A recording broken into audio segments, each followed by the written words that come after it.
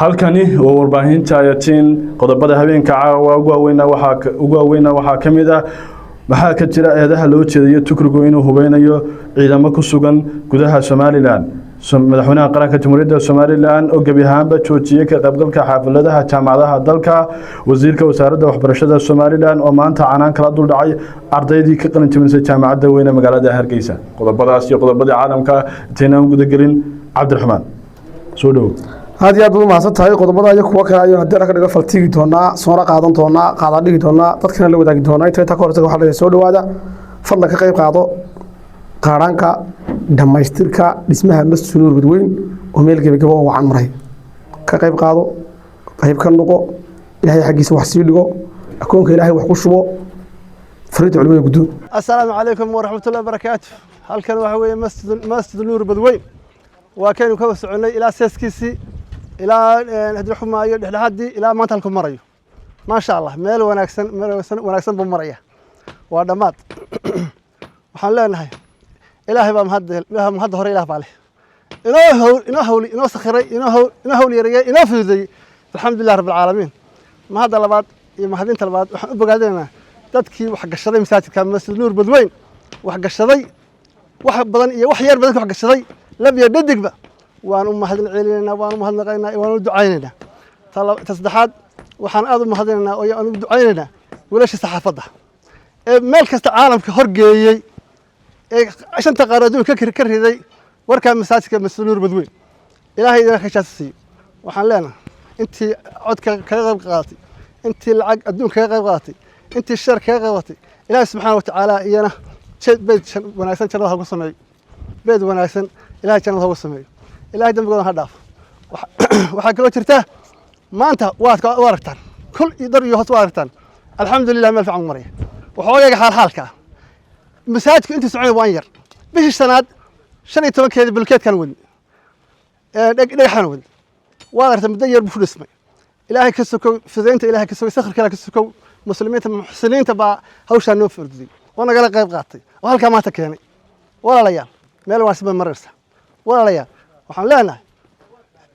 nala nadiifiya xagga nadaafadda iyo xalxalka intaasaan ku hadhay inta naga qayb qaata waana salaamana assalaamu calaykum waraxmatullahi wabarakaatuh Cabdiraxmaan maxay yihiin jabhadda cusub ee ku sugan Soomaaliland ee Turkigu hubeynayo dowladda Turkiga waxa lagu eedeeyay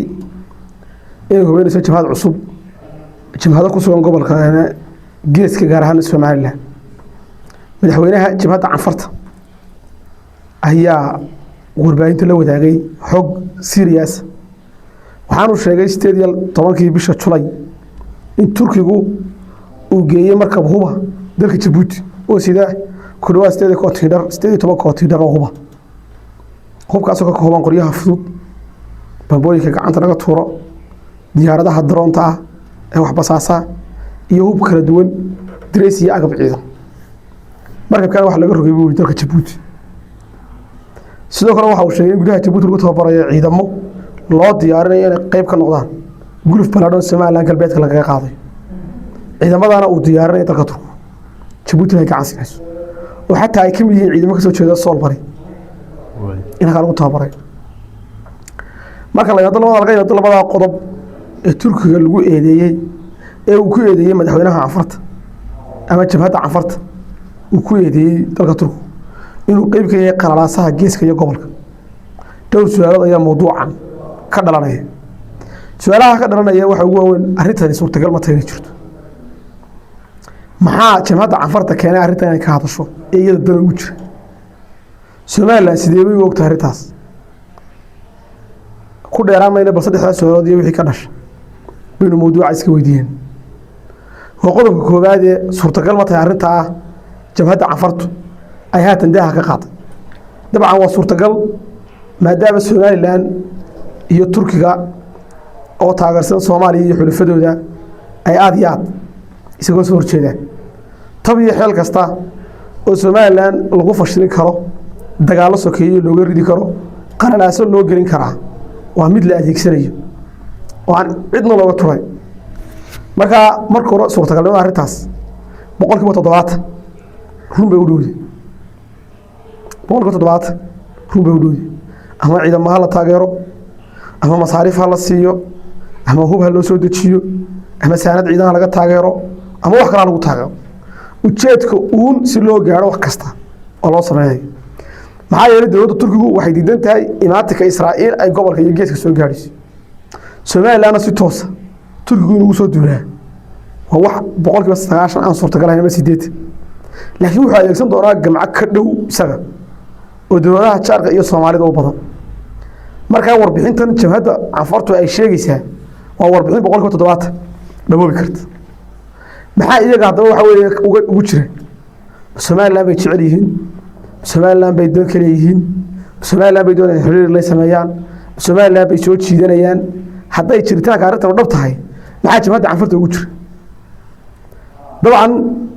lagama yaabo in Soomaaliland xiriir ay ka doonayaan sidoo kale jacayl Soomaaliland u qabaan ma jiro wax doon weyn oo ka dhaxayso ay ku midoobi karaan wax duruufaad isu keeneen mooyee ma jirto laakiin waxay og yihiin hubka Soomaaliland loogu soo daabulayo lagu dagaalamo ee gacanta Djibouti galaa in uu iyaga lagu dagaalami doono Soomaalida waxay dhaafeen tuurka soo socda ka khayris marka jamaacada xogta inta laga yeedaa ka qaato oo gudoomiyada madaxweynaha ka hadlo waxay ka dhigtay khatar ay dareemeen culays iyaga soo fuulay iyadoo Soomaaliland loo socdo haddana marka Turkigu arrinta uu sameeyay dowladda Djibouti fududeysa dowladda Djibouti waxay doonaysaa in jabhadda Anfarta lala wado marka way in saameyn hubkan uu ka soo gaadho oo lagu dagaalamo iyo Turkigu si toosaba oo weeraro oo jabhadda Anfarta uu ka taageero Djibouti si meesha looga saaro sidaas ayaa keentay qeylanaanta noocan Soomaaliland dareen nooceeda ka haysta طبعا Soomaaliland sidii wasiirka arrimaha guud u sheegay waxa uu sheegay dawladda waaweyn inay ku jiraan ama xaaladda galbeedka Soomaaliland ay ka shaqeynayaan sidoo kale waxaan ognahay in safiirka Soomaaliland Djibouti ay soo kaxaystay Soomaaliland ki Djibouti ay Djibouti u dirtay iyadoo oo Soomaaliland arrintaas aad iyo aad uga warhays haddana weli tallaabooyin muuqda oo go'aan oo dawladeed oo arrimaha colaadda iyo isdhexgalka Djibouti iyo dawladda Djibouti ay Soomaaliland ka qaadatay ma jirto marka qodobkan waxaan ku soo gabagabeynaa 190 oo suurtagal Soomaaliland ay afka uu ka sheegtay in lagu soo duuray kama baajin doonto in qorshayaasha noocan hirgala waayahay Cabdiraxmaan marka waxa soo dhan isku soo daro Soomaaliland wax leedahay saaxiibo caalami aaway saaxiibada caalamka ee Soomaaliland dhawaan ay heshiiska la gashay wali ma muuqato tallaabo ay saaxiibada caalamka Soomaaliland qaadayaan way oo ku waajahan ka hortagga cadawga Soomaaliland sidoo kale waxa jira dhacaya dhinaca bariga ah oo mowduuca labaad ee barnaamijka labaad ku soo qaadan doono hase yeeshee su'aashaada haddaan u gunto digo Soomaaliland wali ma soo bandhigin wax tallaabo ah oo qorshaysan in saaxiibadeedu ay qaadaan sidoo kale ma muuqato tallaabo Soomaaliland arrimaha bariga galbeed ay qaaday kaliya waxay noo muuqato in Soomaaliland ay saaxiib cusub yeelatay saaxiibka cusub Soomaaliland ay haddana cadow cusub oo waliba xoogan oo dardartiisa leh oo tallaabooyin muuqda qaadaya inay yeelatay Soomaaliland marka Soomaaliland wali wax tallaabo oo muuqda marka laga tago hadal ah wana soo weeraray waa cambaareen may soo bandhigin saaxiibadeed cusubna wali warbixin kama helin warbaahinta la wadaagay tallaabooyin ay qaadeen walow weerar weytoole la taliya dhinaca Mareykanka ah madaxweynaha Mareykanka la taliya oo ah uu sheegay cid kasta Soomaaliland soo weerartaa inay tahay cid mehertay danaha Israa'iil ee gobolka marka warbixinta qalbi qaboojinta laga tago ma muuqda tallaabooyin waaweyn oo gobolka ay ka qaadayso Soomaaliland waayahay Cabdiraxmaan madaxweynaha Soomaaliland maanta gabi ahaanba wuxuu joojiyay ka qaybgalka xafladaha jaamacadaha dalka waxa kalifay waqtigan ama maxaa sababay in madaxweynuhu joojiyo madaxweynaha Soomaaliland sida wararku ay sheegayaan haddii ay jirto inuu joojiyay mowduuc kale laakiin sida wararku sheegayaan waxa la sheegay joojiyay barnaamijyadaas jaamacadda weyn magaalada Burco qalin jabinteeda ayaa guud ahaan madaxweynuhu aanu ka soo muuqan soo jaamacadda Hargeysa maanta qalin jabinays ayaanu iyadana ka soo muuqan labada jaamacadood dalka oo laba jaamacadood waaweyn jaamacadda dalka Amuud baa soo raacday badan oo iyadana madaxweynayaasha qalin jabinteeda ka qayb gali jiray marka madaxweynuhu mowduuca noocana go'aan ka qaato dhowr qodob oo lagu saleyn karaa koow warta waxa weeye madaxweynuhu waxa badan oo dalka hore aan siyaasadiisa looga baran buujiyay safar aamusan si noqoshiyo si socod haddii tan uu ku daray waa mowduuc oo siyaasadiisa u gaara mashaqooyinka kala ka batay hawle amni baa jira mise shaqooyinkiisa rasmiga ah ka batay mise dimarka jaamacada tago waxa ku batay martida hebel shaqigi kullu wuxuu baa sababay marka madaxweynuhu waanu faahfaahin waxa uu guud ahaan jooji inuu ka qayb galo jaamacadaha dalka dee waajib dastuuriyana ma ahayn oo xeer iyo dee dastuur qodobtoona muu dhigeen moral dhisun bay ahayd iyo in ardayda maalinta farxadda lala qaybsado de markaa madaxweynuhu kolley sida warkaas sheegayaan hadday dhab tahay lama shaaci sababta uu u joojiyey barnaamijkaas kumana dhaliilo oo waxa weeyaan ma ahamisan dhaliil ayuu ku leeyahay iyo waxa weeye canaan ma ahamisan waxba ardayda kaga xumaanayo oo kaga lumayana iyana ma ahamisan waayo cabdiraxmaan wasiirka wasaaradda waxbarashada somalilan oo maanta ka qaybgalay qalinjibinta jaacadda weyne magaalada hargeysa wuxuu gebi ahaanba canaan kala dulcay ardayda halkaa ka qalinjibinaysa maxay talo maxay canaantaasi daaran tahay hadalkiisu kolley dhinac dhiirigelin buu ka ahaa dhinaca waxaad moodaa noo soo shaqo tegina in hadalka wasiirku u ekaa oo wasaaradaha ay soo horstubine wax la kaalaya mawduuca ayaa wasiirku ka hadlay laakiin su-aashu waxay tahay waxbarashada aynu baranaa mayna anfacdaa taa ayaa sababaysa dadku inay siyaasadda u shaqo tagaan ardaygan xirfad ma baranne xeelad baa la baran xeeladina dalkii ma wada qaadayso inbaa xeelada gacanta kula jirta marka dabca isaga wuxuu lahaa uun den fursado samaysta dee maxay samaystaan barteen kab ma talan karaano koor ma talan karaano baalash ma samayn karaano wax qofka uu soo saari karaa ma jirto marka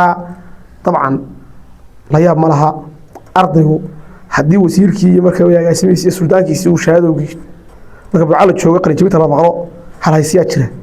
la yidhahdo qalinjabisii qolamaa tahay cilmi baratahay cid maleed marka dee labadaas lagu shaqo tagaa ninkii qalinjabiye qolole ama cilmi bartay ee cid leh inbaa shaqada iyo fursadaha helaa maadaama fursadu ay ku xeeran yihiin kriteeriya qabiil oo aanay xulasho aqooneed 90% ay ka tahay 10% ay ka tahay waayahay saaxiibayaal qodobkaasi waxa uu guniya gabagabo ahaa warkeennii habeenimo si tooska ugula socoteen warbaahinta ayaatiina madax bannaan intan mar labaad hawa dib ugu kulman waxaan leenahay sidaas iyo nabadgelyo assalaamu calaykum waraxmatullaahi wabarakaatu dhammaan waxaan aad iyo aad u salaamayaa dadka igu xidhan dal iyo dibad meelay joogaan mar labaad ama mar shanaad ama mar lixaad waxay u soo safarray degaankii badweyn ee aynu ka wadnay masjid nuur badweyn maxaa qabsoomay halkee wax marayaan maxaa inoo gebagebe ah wixii islaamku soo gaarsiiyeen masjidka iyo culimmada sideeba wax loogu qabtay waxaad daawanaysaan muuqaalada guud ee masaajidka waxaa aragtaan alxamdulilah rabbil caalamiin maanta inaynu taagannahay gebagebo aad iyo aad u qurux badan hadday tahay balaadkii la dhigay hadday tahay istambarkii la mariyey hadday tahay siriigii hadday tahay masaajidkii oo dhammaystirmay ummadda muslimiinta wixii ay soo gaarsiiyeen culimmada ee annaga iyo culimmadabana soo gaadhay baytullaahigi baan ku dhammaystir ilaahay ha idinka aqbalo ilaahay jannaha idinka dhigo ilaahay dembiga ha idinkaga dhaafo ilaahay waalidiintiina ha ugu naxariisto ilaahay quburaha ha idinku nuuro ilaahay ubadkii awlaadda ha idinku islaaxiyo ilaahay kuwa bukaha ku caafiyo ilaahay kuwa muraadada ha u sakhiro ilaahay kuwa culaysyada ha kaga dulqaado ilaahay waxaan uga baryaynaa cid kasta oo masjid nuur badweyn wax gashatay in ilaahay subxaana wa tacaala muraadkeedan macsileen midka ka saaro kuwa waalidiintooda wax ula baxay ilaahay inuu gaarsiiyo ilahay ka baryaynaa qof kasta oo masaajidkan wax gashaday ilaahay inuu ka aqbalo ayaanu ka baryaynaa walaalayaal waxa weeye masaajidkaasi maanta waad aragtaan wixii aan la baxday quruxdiisi waa muddo yar oo 2 bilood iyo bar ayaynu hawshaa wadnay baytullaahiga weyn intaa laga dhamaystiray waxaanu markhaati idinka nahay in culimmadii ammaanada gacanta ku haysa ay meel wacan wax dhigeen annagana waxa weeye wixii wajiga ku soo hagaajiseen uu soo gaaray maanta iyo maxaa gebagebe ah kow masaajidka waa aragtaan waa dhamaystiray waxaan u baahanahay in masaajidka lacag meel uma oolin akoonna meel uma oolin cidina gacanta kuma hayno waynu wada lahayn annagu hadalka intii dhimayd baan gashanay idinku hantiga inta dhimayd gashataa ayaanu doonaynaa hadday alla bari tahay hadday nadaafad tahay hadday xaalxaalka minaaradaha iyo waxyaabaha yara dhiman tahay hadday tahay dayrkii dabadda iyo waxyaabaha ka dhiman intaa ayaan la dhamaystirtaan baan doonaynaa wax badan ma aha khayrkii iyo gebagabadii iyo guntii iyo gunaanadkii weeyey waxaan aad iyo aad mar labaad ugu mahadnaqaynaa qof kasta oo waxna soo gaarsiiyey waxaan leenahay abaalkiinu waa ilaahay waxaan uga baryaynaa janno annaguna waa ognay wanaaggii aa gasheen maalinkan la qabtan yahay ee la qaawan yahay ee yowma laa yanfacu maalun walaa banuun ilaa man ata allaha biqalbi saliim maalintii taagan tahay maalinkay taagantahay yowma yafiru lmaru min akhiihi wa ummihi wa abiihi wa saaxibatihi wa baniih maalinkaa adag in ilahay idinku anfaca baan rajeynayna annaguna waxaanu markhaati kana inaad wax gashateen ilahay iyo malaa'igtiina markhaati baydi ka tahay mar labaad hala guntado walaalayaal mar labaad waxa weeye garabkiisa hala gala masaajidka sidaa kaga tegi mayno hadduu dhammaado macal waxaan u baahanay muxsiniintu ay ka war hayaan masaajidda dawladna gacanta kuma hayso cid kale gacanta kuma hayso waana baytullaahi ciddii gacanta ku haysa ee waxa weeye ilaalin lahaydna waa u baahanna iyagana ilahay inuu ilaaliyaa rajeynaya insha allahu tacaala